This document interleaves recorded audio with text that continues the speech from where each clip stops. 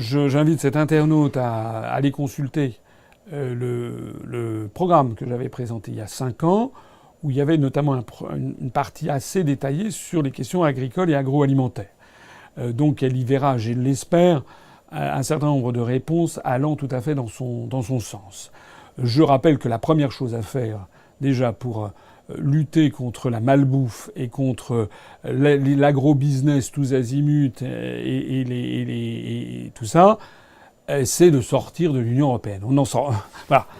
Je reviens toujours. Certains vont dire que c'est mon dada, mais oui, c'est mon dada parce que d'où viennent les directives OGM? De l'Union européenne. La France a tardé à transcrire en droit français la directive sur les OGM. On a été puni, on a été déféré par la Commission européenne à la Cour de justice de l'Union européenne, qui avait condamné la France à transcrire en urgence la directive OGM avec des pénalités de 163 000 euros par jour de retard, ce qui, si je compte bien, fait à peu près 50 millions d'euros de pénalités par an, 150 millions sur 3 ans. C'est de ça qu'il s'agit. Je rappelle aussi dans mes conférences, je renvoie à la conférence qui s'appelle « 10 raisons pour sortir de l'UE » qui est en ligne, ou à celle que je prononce en ce moment qui s'appelle « Comment sortir la France du désastre », que plusieurs articles des traités, notamment l'article 38 et l'article 39 du traité sur le fonctionnement de l'Union européenne, nous imposent une agriculture hyper productiviste. Voilà. L'article 39 du traité sur le fonctionnement de l'Union européenne dit que la politique agricole commune a pour but d'accroître la productivité de l'agriculture. C'est quand même pas moi qui l'invente, c'est écrit dans les traités. Et comme je l'explique, il faut être dingue pour écrire ça dans un traité. Pourquoi il faut être dingue? Parce que si c'était un plan quinquennal, on pourrait très bien avoir un plan quinquennal ou sur 3 ans qui dit qu'il faut augmenter la productivité de l'agriculture. Par exemple, un pays sortant d'un conflit ou ayant eu des gros problèmes économiques ou je ne sais pas quoi, qu'il ait un plan quinquennal en disant on va accroître la productivité de l'agriculture, ça peut être une politique logique et rationnelle. Mais un traité international, ça n'a pas de date limite de péremption. C'est fait pour la fin des temps. Il y a des traités qui durent depuis des siècles, qui sont toujours respectés. Le traité d'Utrecht, par exemple, qui clôture la guerre de succession d'Espagne, c'est en 1713. Il donne Gibraltar au Royaume-Uni. Nous sommes en 2016, donc 303 ans après. Gibraltar est toujours au Royaume-Uni, même si l'Espagne n'est pas contente. Ça fait donc ce traité à 303 ans d'âge. Alors, pour en revenir à ce que je disais, les traités européens, ils sont a priori signés et ratifiés pour des centaines d'années. Donc l'idée qu'un traité dise, article 39, la politique agricole commune a pour but d'accroître la productivité dans l'agriculture, c'est dingue. Ça veut dire que tous les ans, en 2017, il faudra que l'agriculture soit plus productive qu'en 2016. En 2018, plus productif qu'en 2017. En 2019, plus productif qu'en 2018, etc. Mais en l'an 2513, plus productif qu'en l'an 2512. En l'an 3640, plus productif qu'en l'an 3639. Il faut avoir perdu la tête. Si vous lisez très attentivement les traités européens, notamment le traité sur le fonctionnement de l'Union européenne, le TFUE, que j'appelle le TFU, si vous lisez la partie sur l'agriculture, vous verrez d'ailleurs qu'on aurait très bien pu avoir, on aurait pu imaginer que le traité ait dit d'autres choses. Par exemple, la protection des semences anciennes, la protection et le maintien des terroirs, le maintien d'un certain nombre de populations en zone rurale, même la promotion de l'installation de jeunes agriculteurs. On aurait pu avoir également un traité qui insiste sur la qualité sanitaire, organoleptique des aliments. Qu'on ait un traité qui insiste sur la qualité gustative des aliments. Non, pas du tout.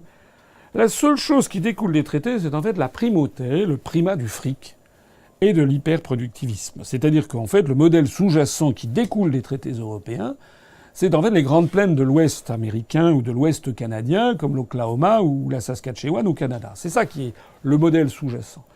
Donc nous, si nous disons qu'on doit sortir de ces traités, c'est aussi et avant tout pour revenir à une agriculture plus humaine. Je ne dis pas qu'il faut revenir nécessairement à la nuit des temps, mais quand même. D'ailleurs, il y a une très forte demande de la population. D'ailleurs, moi, j'aime bien la bonne chair. C'est quelque chose, je prends du plaisir à bien manger.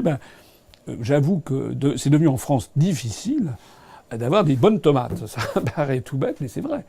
d'avoir des bonnes tomates, il faut se lever parfois de bonne heure parce que on a des tomates venues des Pays-Bas qui sont des cultures hors sol, etc., avec je sais pas quoi, des infrarouges, des rayons X, il n'y a pas de terre, etc. Et après ça, au moment de la commercialisation, on pulvérise un parfum de la tomate, puis vous mettez ça dans votre assiette, vous avez quelque chose qui ne sent rien, c'est que de l'eau.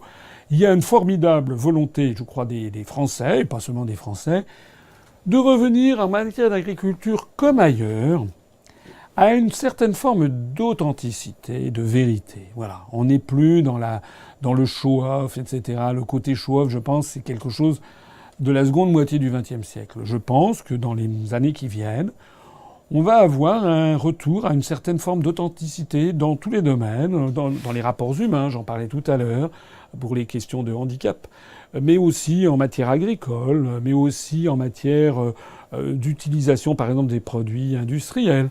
L'obsolescence programmée, c'est un truc insupportable. Je pense qu'on va vouloir revenir à des choses plus durables, des choses où on a envie de mieux protéger les ressources finalement comptées de notre planète.